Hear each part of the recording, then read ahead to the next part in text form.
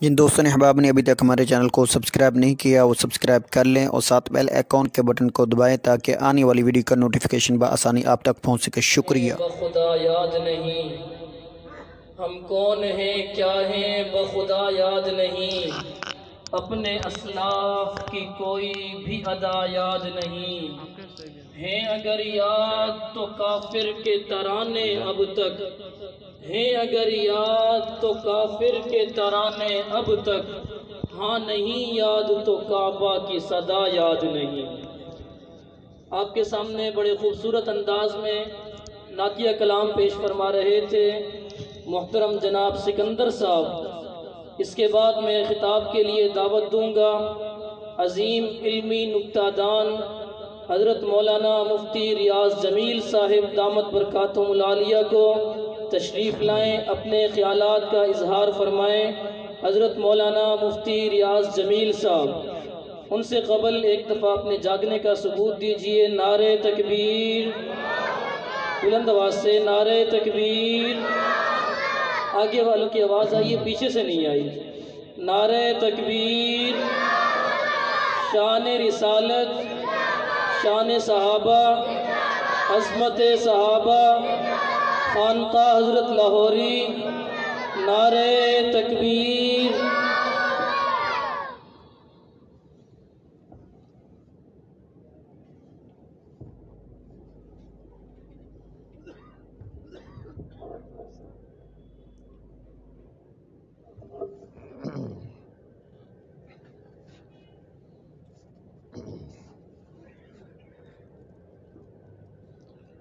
الحمدللہ الحمدللہ رب العالمین،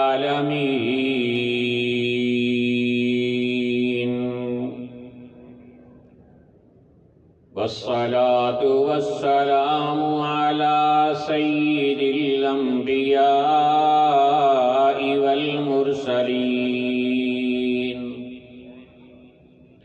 وعلى آلہ الطیبین الطاہرین،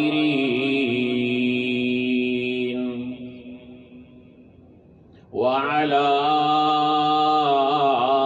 أصحابه أجمعين،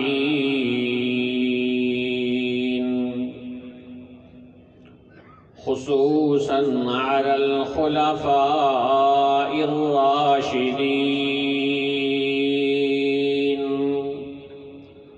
وعلى من تبعهم بإحسان إلى يوم الدين.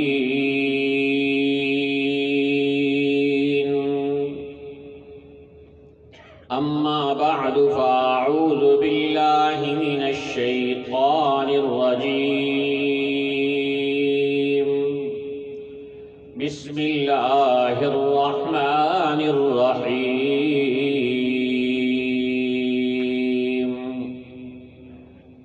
يا أيها الذين آمنوا اتقوا الله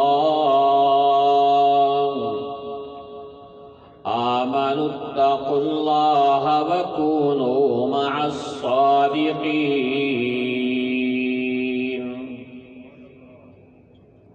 وقال رسول الله صلى الله عليه وسلم: لا يزال لسانك رطبا من ذكر الله.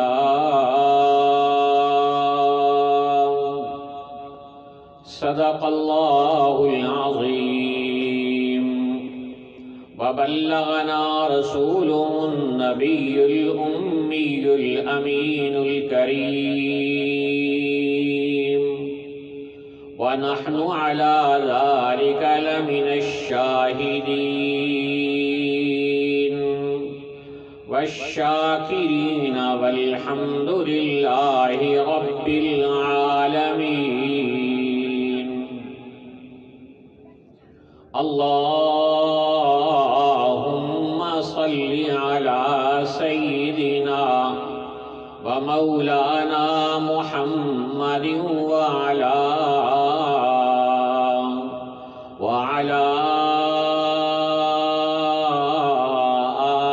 سيدنا ومولانا محمد وبارك وسلم وصلوا عليه۔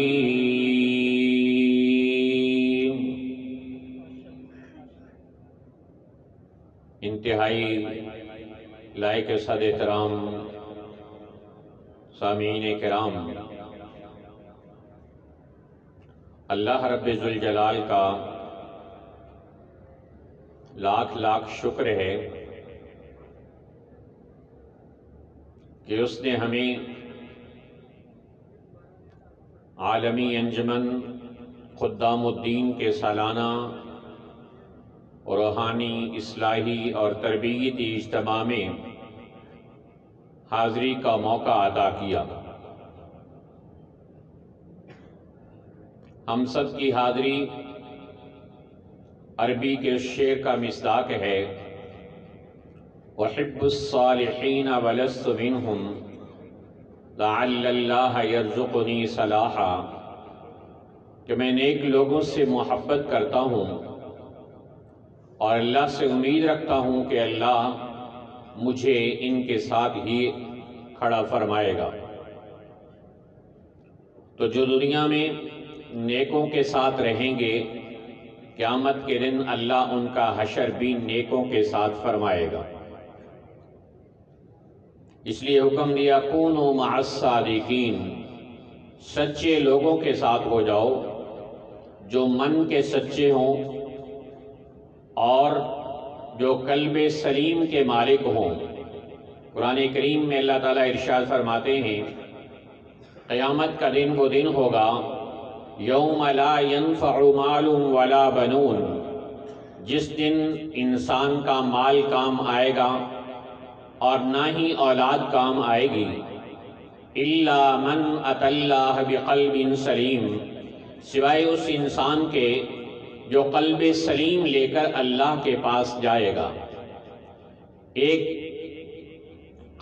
قلب سلیم ہوتا ہے اور ایک قلب سقیم ہوتا ہے، ایک قلب حی ہوتا ہے اور ایک قلب میت ہوتا ہے۔ قرآن کریم کا مطلوب قلب وہ قلب سلیم ہے، اور قلب سلیم کسے کہتے ہیں کہ جس میں اللہ کی محبت کے علاوہ غیر کی محبت شامل نہ ہو۔ قلب سلیم وہ ہوتا ہے کہ جس میں آخرت کی محبت سمائی ہوئی ہو اور دنیا کی محبت جگہ بنائی ہوئے نہ ہو۔ ایک اللہ والے تشریف فرما تھے کہ ان کو خبر دی گئی حضور والا تجارتی جہاز جس میں آپ کا سامان تجارت بھی موجود تھا، وہ اپنی منزل کی طرف بڑھ رہا تھا، تو خبر ملی ہے کہ وہ سمندر میں غرق ہو گیا ہے اور سارا سامان تجارت اور جن لوگوں نے اس میں پیسہ لگایا ہوا تھا سب نفع سمیت ڈوب گیا ہے۔ انہوں نے اپنی آنکھیں بند کی اور دل میں جھانکا اور تھوڑی دیر بعد نگاہ اٹھا کے کہا الحمدللہ۔ پھر کچھ دیر بعد خبر ملی کہ حضور پہلے والی خبر غلط تھی، جہاز ساز و سامان سمیت محفوظ ہے اور اس میں تجارت کا سامان اور نفع بھی آ رہا ہے۔ انہوں نے پھر اپنی آنکھیں بند کی اور اپنے سر کو جھکایا اور پھر سر اٹھا کے آنکھیں کھولی اور کہا الحمدللہ۔ لوگوں نے کہا حضرت بات سمجھ نہیں آئی، جب نقصان کی خبر ملی تب بھی آپ نے پڑھا الحمدللہ، اور جب نفع کی خبر ملی اور جہاز کے بچنے کی اطلاع ملی تب بھی آپ نے پڑھا الحمدللہ۔ تو اس بزرگ نے یہ کہا کہ جب نقصان کی خبر ملی تو میں نے اپنے دل میں جھانک کے دیکھا کہ کہیں دنیا کے نقصان ہونے پر میرے دل پر کوئی اثر تو نہیں ہوا، تو میرے دل نے گواہی دی کہ دنیا کے نقصان پر میرے دل پر کوئی اثر طاری نہیں ہوا، تو میں نے پڑھا الحمدللہ۔ اور جب دوبارہ خبر ملی کہ جہاز سلامت ہے اور نفع سمیت آ رہا ہے۔ پھر میں نے دل میں جھانک کے دیکھا کہ کہیں دنیا کے مل جانے پر یہ دل خوش تو نہیں ہو رہا، تو میں نے دیکھا کہ میرے دل میں دنیا کی آمد کی خوشی طاری نہیں ہوئی، اس لیے میں نے کہا الحمدللہ۔ یہ ہے قلب سلیم کہ دنیا کے آنے کی خوشی کوئی نہیں اور جانے کا غم کوئی نہیں ہے۔ یہ قلب سلیم اللہ ہم سے چاہتا ہے۔ کسی کی تعریف کرنا اور کسی کی مذمت کرنا جب ہمارے لیے برابر ہو جائے تو اس قلب کو قلب سلیم کہتے ہیں۔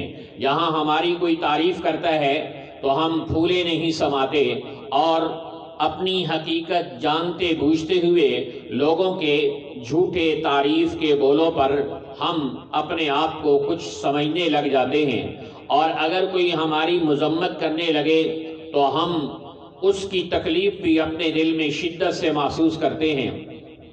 تو قلب سلیم وہ ہوتا ہے کہ جس کے لیے مدح اور ذم برابر ہو جائیں۔ ابو حنیفہ وقت حضرت مولانا رشید احمد گنگوہی رحمۃ اللہ علیہ نے اپنے شیخ و مرشد حضرت مولانا حاجی امداد اللہ مہاجر مکی رحمۃ اللہ علیہ کو خط لکھا اور اپنی کیفیت لکھی کہ میری کیفیت اور حالت یہ ہے کہ اگر کوئی میری کسی کام پر تعریف کرتا ہے تو خوشی کوئی نہیں ہوتی، اور اگر کوئی میری مذمت کرتا ہے تو مجھے اس کا دکھ کوئی نہیں ہوتا۔ آگے سے مرشد کامل نے لکھا مبارک ہو اللہ نے تمہیں قلب سلیم عطا فرما دیا ہے۔ اصلاح سے، بیت سے اور سلوک سے مقصود ہی یہ ہے کہ انسان کا دل قلب سلیم بن جائے اور تعریفوں سے اور مذمت سے وہ بالا تر ہو جائے، دنیا کی آمد اور اس کی جامد سے وہ متاثر ہونے والا نہ بنے، اور آخرت کی چیز کے نقصان ہونے پر اس پر اثر ہو، اور دنیا کے نقصان پر انا للہ و انا الیہ راجعون کا جملہ پڑھ کر وہ آگے بڑھنے والا بن جائے۔ یہ ہوتا ہے ایمان والا۔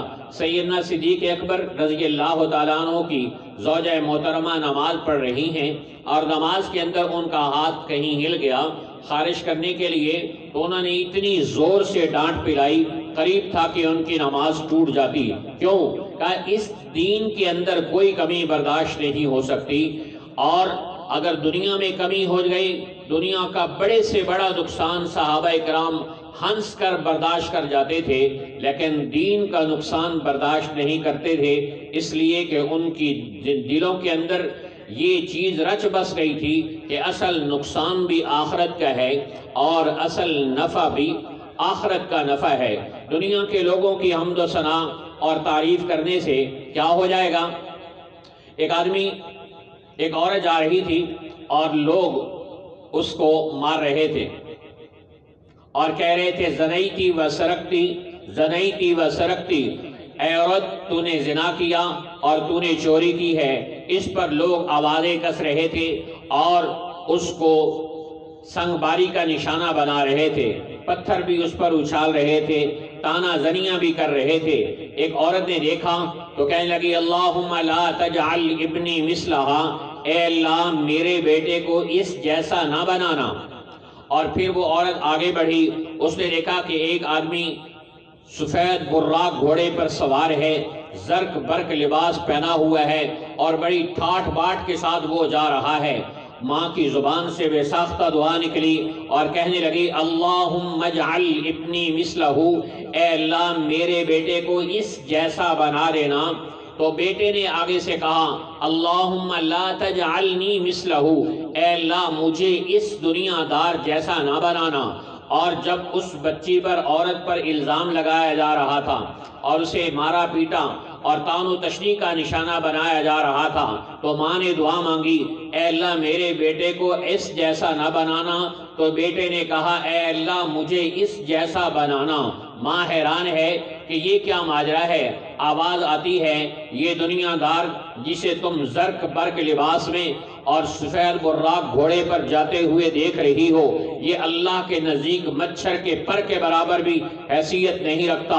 اس جیسے لوگوں سے ساری دنیا بھر جائے، اللہ کو ان کی کوئی پرواہ نہیں ہوتی۔ اور یہ عورت جس پہ زنا کا الزام لگ رہا ہے، جسے طعن و تشنیع کا نشانہ بنایا جا رہا ہے، جس پر سنگ باری کی جا رہی ہے، یہ مظلوم ہے، نہ اس نے زنا کیا ہے، نہ اس نے چوری کی ہے، اس کا گنگا پن اس پر سارے الزامات کا ذریعہ بن گیا ہے، لیکن اللہ کی نظر میں اس کا مقام اور مرتبہ بڑا ہے۔ تو اس لیے کہا کہ اللہ مجھے اس جیسا بنا دے۔ تو ہم نے دنیاوی لوگوں کو دیکھا اور ان کے جاہ و جلال کو دیکھا، اور فراٹے بھرتی گاڑیاں لاہور کی سڑکوں پر دوڑتی ہوئی ہم نے دیکھی تو ہماری رانیں ٹپک پڑی، اور ہم نے کہا کاش یا لیتنا، کہ کاش ہمیں بھی وہ ملتا جو قارون کو ملا تھا۔ تو یہ تمنا ہمارے دل میں ہوتی ہے، اور اللہ ایمان والوں کو تو یہ کہتا ہے لا تمدن عینیک الی ما متعنا بہ، ان کوٹھیوں کی طرف، ان بنگلوں کی طرف اور ان فراٹے بھرتی گاڑیوں کی طرف مت دیکھنا۔ یہ لوہے کے کھٹولے اور یہ کھڑی ہوئی بلڈنگیں، یہ کھڑی مٹی اور پڑی مٹی ہیں، ان کی دنیا میں کوئی حیثیت نہیں ہے۔ حضرت رابعہ بصریہ دعا مانگ رہی ہیں کہ اے اللہ اگر تو راضی ہے، اے اللہ اگر تو مجھ سے راضی ہے، دنیا کا سارا جہان مجھ سے ناراض ہو، مجھے کسی کی کوئی پرواہ نہیں، اور اے اللہ اگر تو مجھ سے ناراض ہے تو ساری دنیا میرے لیے سونے چاندی کی بن جائے تب بھی مجھے نہیں چاہیے۔ تو اللہ ایمان والوں کو کہہ رہا ہے اپنے دل میں آخرت کی لالچ پیدا کرو۔ وہ گھر جو اللہ نے تمہارے لیے تیار کر کے رکھے ہیں، کیا جانتے بھی ہو کیسے عالی شان وہ گھر ہیں؟ یا عبادی اعددت لعبادی الصالحین ما لا عین رأت ولا اذن سمعت ولا خطر علی قلب بشر، میں نے اپنے نیک بندوں کے لیے ایسے گھر تیار کر کے رکھے ہیں، ایسی عالی شان نعمتیں تیار کر کے رکھی ہیں، کسی آنکھ نے ان نعمتوں کو دیکھا نہیں، کسی کان نے ان نعمتوں کے بارے میں سنا نہیں، اور کسی دل میں ان نعمتوں کے بارے میں تصور بھی نہیں آ سکتا جو میں نے تمہارے لیے تیار کر کے رکھی ہیں۔ صرف ایک جنت جس کا نام جنت الفردوس ہے، اس کو میں نے اپنے نیک بندوں کے لیے تیار کیا ہے۔ کیسی عالی شان ہے وہ جنت، لبنۃ من ذہب، ایک اینٹ اس کی سونے کی ہے، وَلَبِنَةٌ مِّن فِضَّةٍ، اور دوسری اینٹ اس کی چاندی کی ہے، وَحَشِيشُهَا الزَّعْفَرَانُ، اور اس میں گھاس زعفران کا لگایا گیا ہے، وَسَقْفُهَا عَرْشُ الرَّحْمَٰنِ، اور اللہ کا عرش اس جنت کی چھت بنایا گیا ہے۔ ان دنیا کے پیچھے اور ان کی چیزوں کے پیچھے لگ کر تم میرے احکامات سے منہ موڑ رہے ہو، ان دنیاوی کھٹولوں کے پیچھے اور ان دنیاوی جاہ و جلال اور سکوں کی جھنکار کے پیچھے اور ان دنیاوی چمک دمک کے پیچھے تم اپنے خالق و مالک کو بھول رہے ہو، جو ہر روز پکار رہا ہے، اعلان کر رہا ہے یا ایھا الانسان ما غرک بربک الکریم، اے انسان تجھے اپنے کریم رب سے کس نے دھوکے میں ڈال دیا؟ وہ کریم رب، تو بیوی کی خاطر اپنے اللہ کا حکم چھوڑ رہا ہے، تو دکان کی خاطر نبی کا طریقہ چھوڑ رہا ہے، تو اپنی دکان کی تجارت کی خاطر ذمہ داری کے لیے اپنے ذکر کو قربان کر رہا ہے، اپنے مراقبے کے وقت کو ضائع کر رہا ہے۔ اے انسان ما غرک بربک الکریم، تجھے اپنے کریم رب سے کس چیز نے دھوکے میں ڈال دیا؟ کریم کسے کہتے ہیں کہ جو بغیر استحقاق کے عطا کرنے والا ہو، حق نہیں بنتا پھر بھی دینے والا ہو۔ ایک صحابی آئے، کہا یا رسول اللہ صلی اللہ علیہ وسلم من یلی حساب الخلق یوم القیامہ، قیامت کے دن حساب کتاب کون لے گا؟ آپ نے فرمایا اللہ۔ اس نے کہا نعرہ تکبیر، اور جانے لگا۔ آپ نے کہا اس کو بلاؤ، اور کہا تم تکبیر کا نعرہ کیوں لگا رہے ہو اور اتنی خوشی کیوں منا رہے ہو؟ اس نے کہا یا رسول اللہ آپ نے بتایا نہیں قیامت کے دن حساب کتاب اللہ لے گا؟ آپ نے فرمایا ہاں بتایا ہے، کہ اسی لیے تو خوش ہو رہا ہوں کہ ان الکریم اذا قدر عفا واذا اخذ سامحا، کہ دنیا کا کریم انسان ہم نے دیکھا ہے جب اس کے کوئی قابو میں آتا ہے وہ چھوڑ دیتا ہے، اور کوئی اس کی شان میں گستاخی کرتا ہے وہ معاف کر دیتا ہے۔ آپ نے فرمایا سچ کہتے ہو، اللہ تو کریموں کا بھی کریم ہے۔ تو وہ کریم اللہ پکار رہا ہے، اے میرے بندو کہاں جا رہے ہو، کہاں جا رہے ہو؟ یہ دکان، یہ دکانیں، یہ مکان، یہ کوٹھیاں، یہ بنگلے، یہ مال اور دولت قیامت کے دن تمہارے کام نہیں آئیں گی۔ اگر کام آئیں گے تو اللہ کا ذکر کام آئے گا، اگر کام آئے گا تو تلاوتیں کام آئیں گی۔ کسی نے جنید بغدادی رحمت اللہ علیہ سے پوچھا مرنے کے بعد، خواب میں دیکھا، کہا حضور کیا بنا؟ کہا اللہ تعالیٰ نے بخشش کر دی۔ کہا کس بات پر معاف کر دیا؟ کہا اللہ نے اس بات پر مجھے معاف کیا کہ رات کو اٹھ کر جو تہجد کی چند رکعت پڑھتے تھے وہ کام آئی، اور باقی بڑے بڑے علمی نکات اور ساری زندگی کی حسنات ایک طرف رہ گئیں، اور رات کی پڑھی ہوئی چند چھوٹی چھوٹی رکعتیں ہمارے کام آ گئیں، اور اللہ نے ہمیں ان کی برکت سے جنت میں داخل فرما دیا۔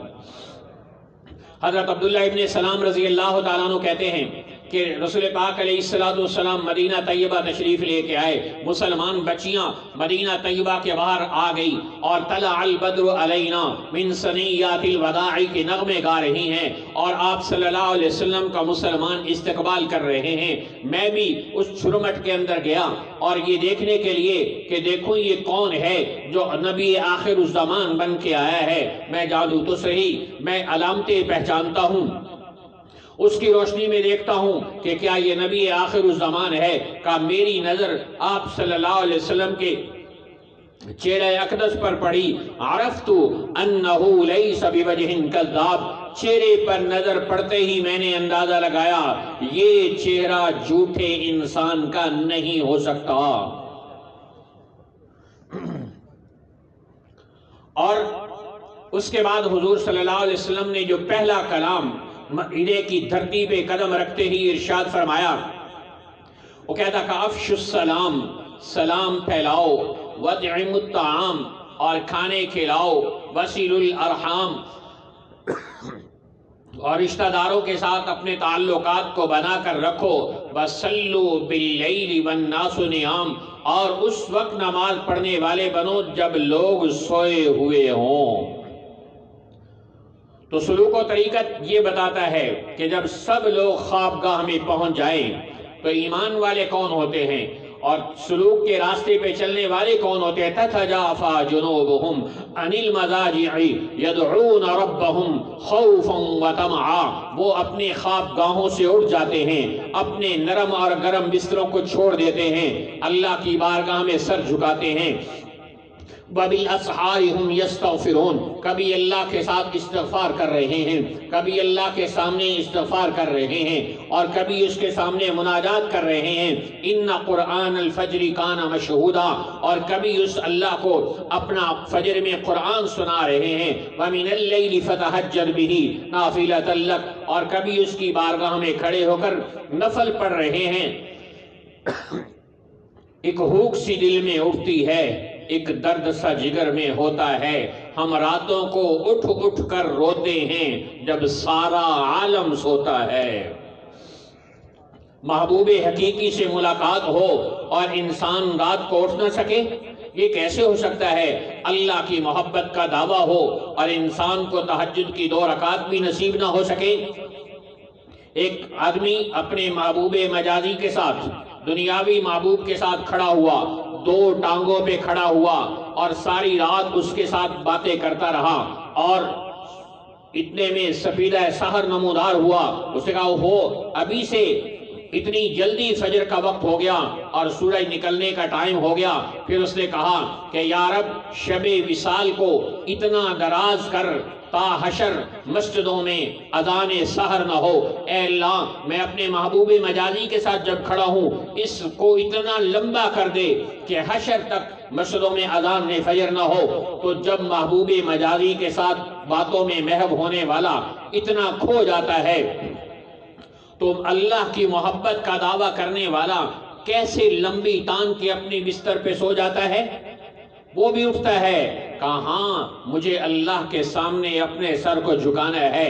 وہ اعلان کرتا ہے ہر روز رات کا تہائی وقت جب ہوتا ہے وہ اعلان کرتا ہے حل من سائل فاعطیہ، کیا کوئی ہے سوال کرنے والا کہ میں اس کو عطا کر دوں. حل من مبتلن فاعافیہ، کیا کوئی ہے ایسا پریشان حال جس کی پریشانی کو میں دور کر دوں. حل من مسترزقن فارزقہ، کیا کوئی ہے رزق کا مانگنے والا کہ میں اس کو رزق عطا کر دوں. ساری رات پکار پڑتی رہتی ہے اور ہم لمبی تان کے سوئے رہتے ہیں. نعرے تکبیر، تاجدار ختم نبوت، تاجدار ختم نبوت حضرت مولانا احمد علی لاہوری، حضرت مولانا عبید اللہ انور، حضرت مولانا اجمل قادری صاحب. تو تہجد گزار بننا، رات کو اٹھ کر اللہ کے سامنے آنسو بہانا، اپنے دامن کو پھیلانا، اللہ سے اللہ کی محبت کو مانگنا.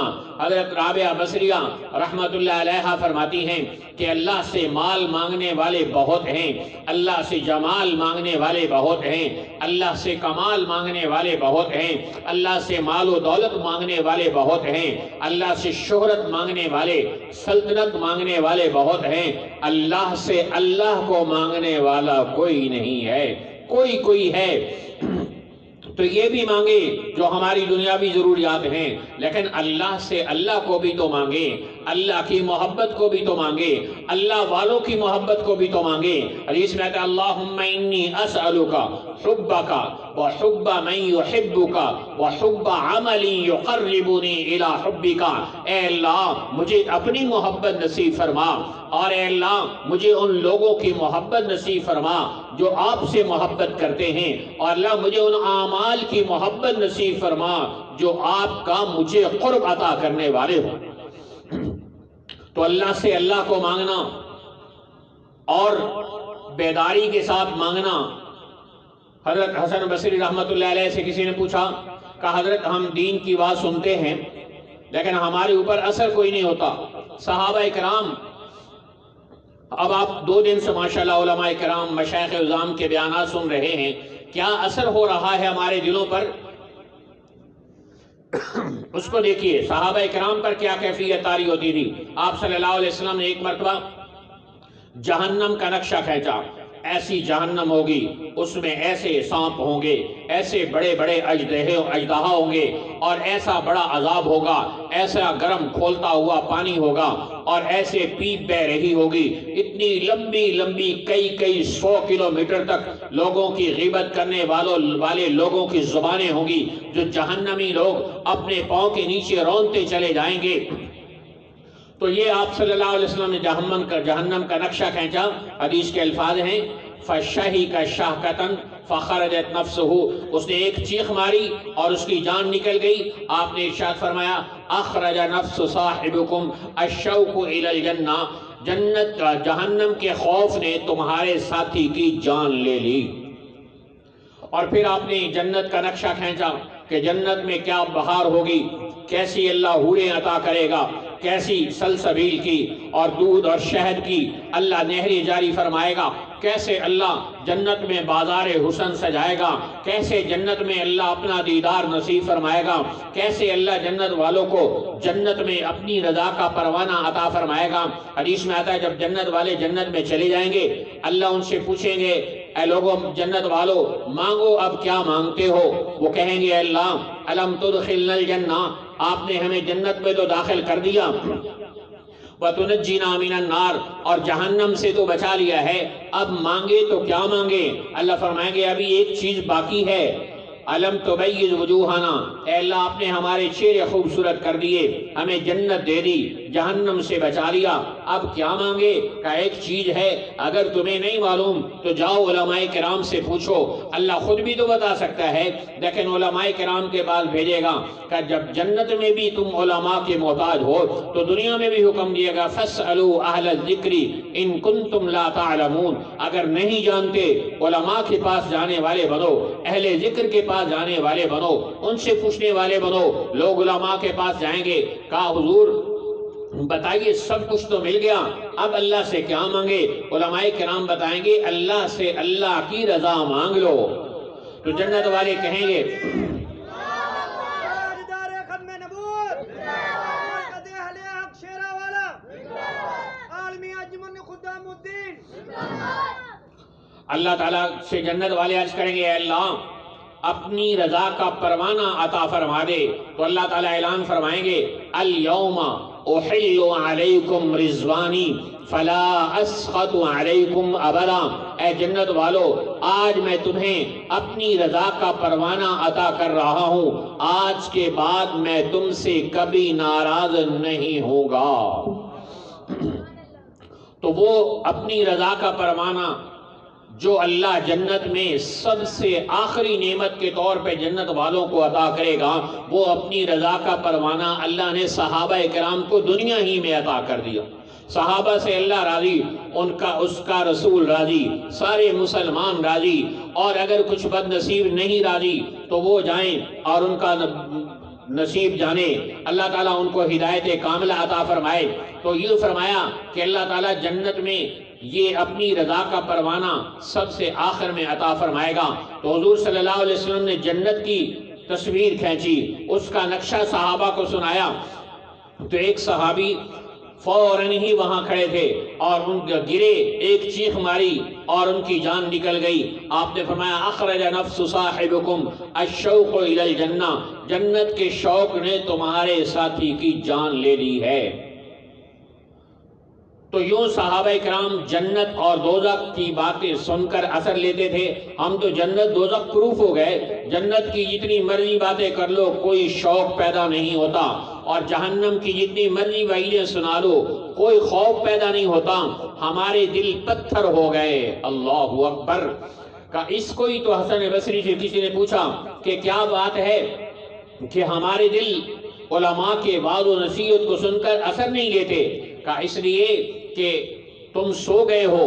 میں کہا کیا ہم سو گئے ہیں؟ کہا نہیں، سو نہیں گئے، اگر سویا ہوا بندہ ہو اسے جھنجھوڑا جائے تو وہ اٹھ بیٹھتا ہے، اور جو جھنجھوڑنے اور ہلانے کے باوجود نہ اٹھے وہ سویا نہیں ہوتا، وہ مویا ہوتا ہے۔ اگر قرآن و حدیث کی باتیں اور یہ وعیدیں اور مبشرات تمہارے دلوں پر کوئی اثر نہیں کرتے تو پھر یہ مت سمجھو کہ تمہارے دل سو گئے ہیں، یہ کہو کہ تمہارے دل مو گئے ہیں۔ اور دل مردہ کا کیا علاج ہے؟ مجھے ڈر ہے اے دل زندہ کہ تو ہی نہ مر جائے کہیں، کہ زندگی تو عبارت ہے تیرے جینے سے، تو آج مردہ دل لیے پھر رہے ہیں، لاشیں چل رہی ہیں اور وجود پھر دھڑکتے ہوئے پھر رہے ہیں، لیکن ان دھڑکتے ہوئے دلوں کے جسموں کے اندر ایک دل جو روحانی طور پر زندہ ہونا چاہیے وہ مر چکا ہے۔ تو ہمارا دل روحانی طور پر کیسے زندگی پائے گا؟ اس کو اللہ کے نبی صلی اللہ علیہ وسلم نے ارشاد فرمایا کہ مثل الذی یذکر ربہ والذی لا یذکرہ مثل الحی والمیت، کہ اللہ کا ذکر کرنے والا اور اللہ کا ذکر نہ کرنے والا زندہ اور مردہ کی طرح ہے، کہ جو اللہ کا ذکر کر رہا ہے اس کا دل زندہ ہے، اور جو ذکر نہیں کر رہا اس کا دل مردہ ہے۔ اس لیے اپنے اس مردہ دلی کا علاج کرنا ہے، اور آپ صلی اللہ علیہ وسلم نے فرمایا ان القلوب تصدع کما یصدع الحدید، دلوں کو بھی زنگ لگ جاتا ہے جیسے لوہے کو زنگ لگ جاتا ہے۔ لوہے کا زنگ تو ریگ مال سے دور ہوتا ہے، اور دلوں کا زنگ اللہ کے ذکر سے دور ہوتا ہے، دلوں کا زنگ قرآن کی تلاوت سے دور ہوتا ہے، دلوں کا زنگ استغفار کے ساتھ دور ہوتا ہے۔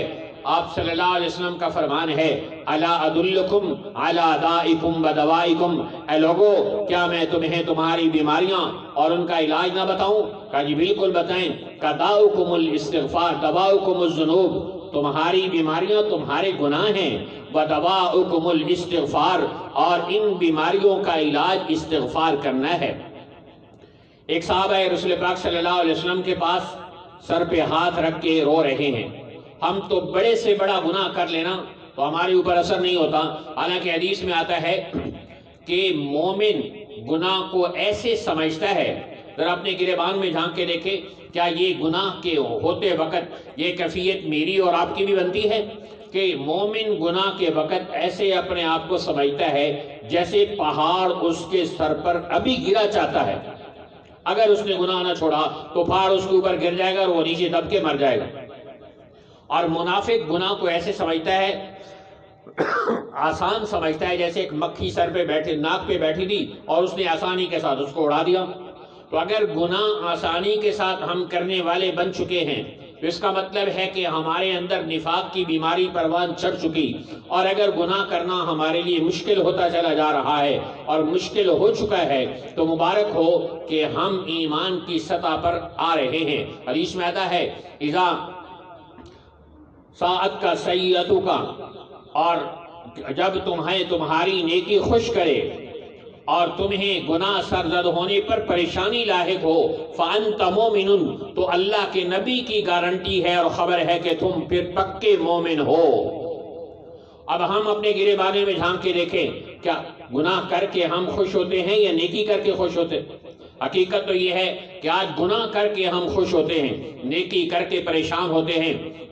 گناہ کر کے جب ہمارا دل بے چین ہو، بے قرار ہو، پھر بات بنتی ہے۔ اور گناہ کے ساتھ چین آ کیسے سکتا ہے؟ مسئلہ تو یہ بھی ہے کہ گناہ کرے اور انسان چین پائے، گناہ پر کرے اور لذت پائے، وہ ایسے ہی ہے کہ جیسے آپ دیکھتے ہیں ریڑیاں چنے والے اور چاول والے ریڑیاں لگا کے کھڑے ہوتے ہیں، صبح لے کے آتے ہیں اور دن کے 12 بجے تک ان کے چنے اور چاول جا کر ختم ہوتے ہیں، لیکن ان کے چاول اور چنے ٹھنڈے نہیں ہوتے۔ کیوں؟ ان کے نیچے ان کے چولہوں میں ہلکی ہلکی آگ جل رہی ہوتی ہے۔ جس دیگچی اور برتن میں انہوں نے چاول اور دیگ رکھی ہوتی ہے اس کے نیچے ہلکی ہلکی آگ جل رہی ہوتی ہے، جو سلگتی ہوئی آگ چاول اور دال کو ٹھنڈا نہیں ہونے دیتی۔ کا اسی طرح نافرمان کی مثال ہے، گناہگار کی مثال ہے۔